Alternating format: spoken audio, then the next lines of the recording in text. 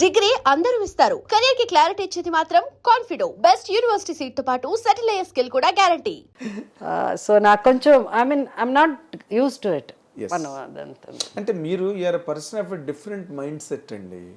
అది నార్మల్గా ఉండదు చాలా మందికి. అయితే పీపుల్ ఆఫ్ వ్యానిటీ, లేకపోతే వాళ్ళు తాలూకా ఫ్లాంటింగ్ ఉంటుంది, బిల్డప్ ఉంటుంది, ఏవో ఉంటాయి, అరమరికలు ఉంటాయి. బట్ మీరు ఎలాగంటే ఎప్పుడు కృష్ణ గారి లాగా you're an open book. Nothing is a secret in that. ఏముంది దాంట్లో? మీరు ఆస్తులు పోగొట్టుకోవడం తెలుసు, మళ్ళీ ఏం లేదు, అందరి హీరోస్ మాట్లాడాలి అనుకుంటారు. అసలు బేసిక్ గా ఇందాక హ్యాండ్స్ అప్ అనే పాయింట్ దగ్గరికి వచ్చినప్పుడు నేను ఒక చిన్న క్లారిఫికేషన్ అడుగుదాం అనుకున్నాను. ఏమది? చిరంజీవి గారు నన్ను పెట్టద్దు జయ ఇందులోని క్లైమాక్స్ లో పెడితే నేను వచ్చే వరకు సినిమాని వెయిట్ చేస్తూ ఉంటారు, అది సినిమాకి మైనస్ పాయింట్ అవుతుంది అని మీకు చెప్పారని నేను విన్నాను. నిజమా? అట్లా చెప్పలే చిరంజీవి గారు. మేము ఆ క్యారెక్టర్ ఏదో మేమిద్దరు మాట్లాడుకుని అదే తమాషాగా అనుకుని, అదే అసలు సీరియస్గా జోక్గా అనుకుని జోక్ చేశారు ఒకరోజు ఆయన.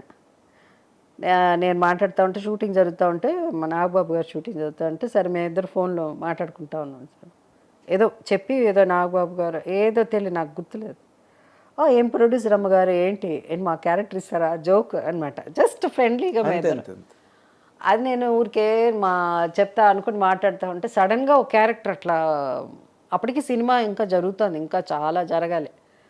సడన్గా ఒక పెద్ద హీరో రావాలి ఆ సినిమా, ఒక లైక్ సూపర్ మ్యాన్ అలాంటి క్యారెక్టర్ ఆ టైంలో వస్తే బాగుంటుందని అనుకుని మన నాగేశ్వరరావు, శివనాగేశ్వరరావు అంటే నాకు సార్ నేను అడిగాను చిరంజీవి గారిని, చేస్తారా ఇట్లా ఉంది అంటే, ఎందుకు ఇట్లా ఉంటే ఉంటుందేమో ప్రాబ్లం ఉంటుందో.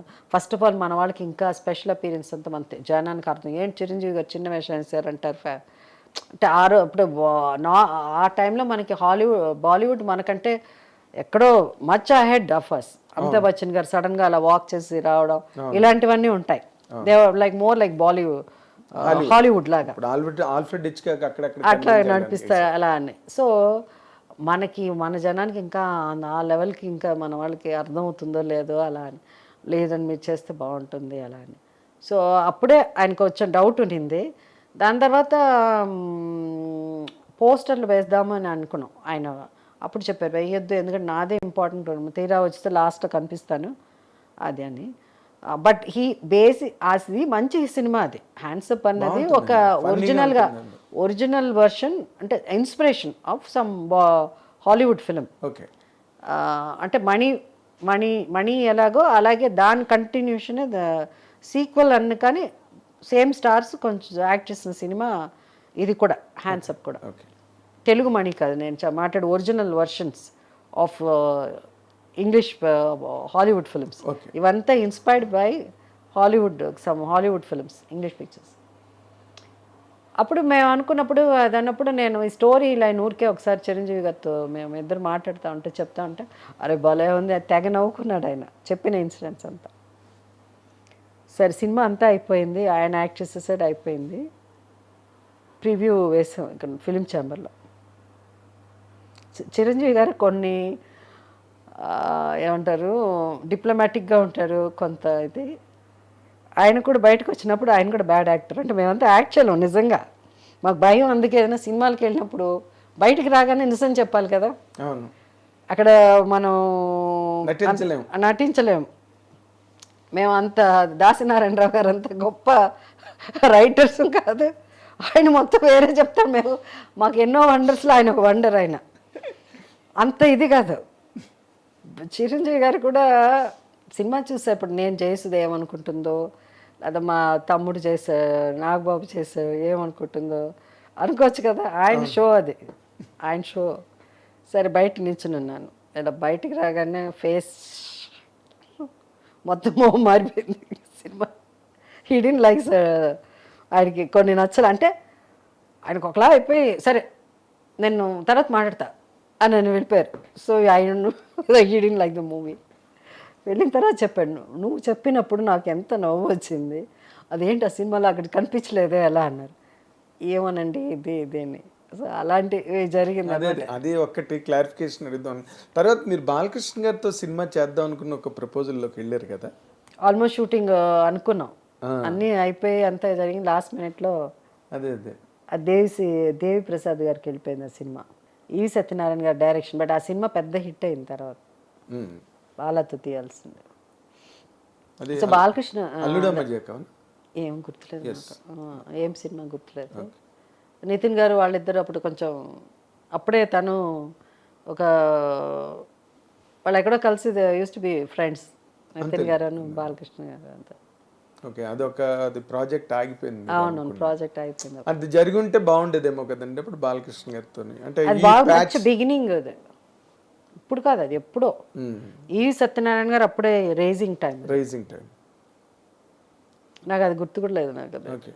తర్వాత ఇంకొక ఇంపార్టెంట్ పాయింట్, మీ లైఫ్లో మీరు చేసిన సాంగ్స్ కానీ, మీ మీద పిక్చరైజ్ చేసిన సాంగ్స్ కానీ అసలు అల్టిమేట్ అన్నమాట. అంటే మెలోడీ పరంగా కానీ, లేకపోతే ఆ సన్నివేశం పరంగా కానీ, ఆ సిచ్యువేషన్లో డెప్త్ గ్రావిటీ పరంగా కానీ. ఇప్పుడు జోరు మీద ఉన్న అవుతు మీద పాట ఉంది ఫర్ ఎగ్జాంపుల్.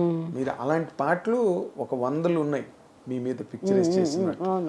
బట్ శివరంజన్లో మీరు ఎప్పుడు you have never acted like that in any other song. Navami నాటి వెన్నెల అవసరం అవంతా. దాంట్లో ఏదో బెడ్, ఒక సాంగ్ బెడ్ మీద అబ్బాయి, కొత్త అబ్బాయి, ఆయనతో ఎలా యాక్ట్ చేశారండి మీరు? కాదు, అసలు ఆ సిచ్యువేషన్ మీరు డైలాగే చెప్పని మీరు, మీకు నచ్చకపోతే డైలాగే చెప్పలేదు మీరు ఎప్పుడు. ఇది తీసే స్ట్రైక్ అప్ చేయమని చెప్పిన సందర్భాలు నాకు తెలుసు సెట్లోనే. అవును. What really made you to accept that అన్నది ఊరికే జస్ట్ నాకున్న డౌట్స్లో మిమ్మల్ని క్లారిఫై చేసుకుంటున్నాను. మిమ్మల్ని అడగని ఎప్పుడు నేను. ఇప్పుడు ఇందాకలో చిరంజీవి గారు సినిమా గురించి నేను అడగలే ఎప్పుడు, జనరల్ ఇంటర్వ్యూలో కూడా నేను రాయలేదు ఎప్పుడును. కరెక్ట్. తర్వాత బాలకృష్ణ దేశానికి అది చాలా ఇంపార్టెంట్ అప్పుడు ఆ క్వశ్చన్. ఏదో దాని మీదే దేశం, లేకపోతే దానివల్ల 10 TRPO లేకపోతే వ్యూస్, ఒక 100 వ్యూస్ ఎక్కువ అవ్వడమో జరగదు.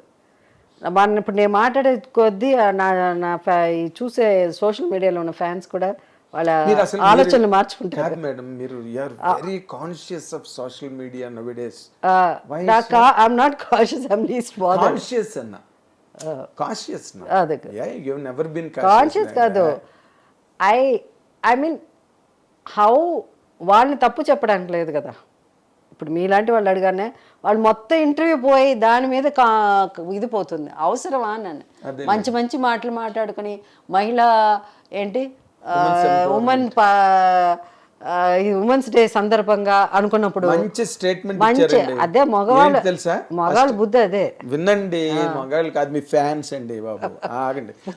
నేను అంటుంది ఇప్పుడు ఇందాక మీరు వండర్ఫుల్ స్టేట్మెంట్ నాకు బాగా నచ్చింది. వండర్ఫుల్ ఎందుకు మళ్ళీ తెలుసా, అది every housewife is a heroine by herself, అవును, or a hero by herself అన్న మాట ఉంది. That really fantastic. ఎందుకంటే ఈ రోజున ఎంతమంది ఉద్యోగాలు చేస్తున్నా ఆడవాళ్ళు స్పేస్లోకి వెళ్ళిపోతున్నారు, పార్లమెంట్లోకి వెళ్ళిపోతున్నారు, లోక్సభ స్పీకర్స్ అయిపోతున్నారు, ప్రెసిడెంట్స్ ఆఫ్ ఇండియా అవుతున్నారు. ఇలా టైంలో కూడా still the women folk are the most affected, are the most vulnerable of the society.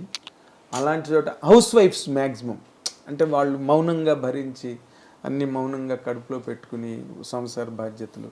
So మీరు అన్న పాయింట్, వాళ్ళకి జయసుధ గారు మమ్మల్ని హీరోయిన్ అన్నది, మమ్మల్ని హీరో అన్నది అని చెప్పి పొంగిపోతారు. అందుకని అక్కడ వదిలేసి అవే మాట్లాడుకుందాం.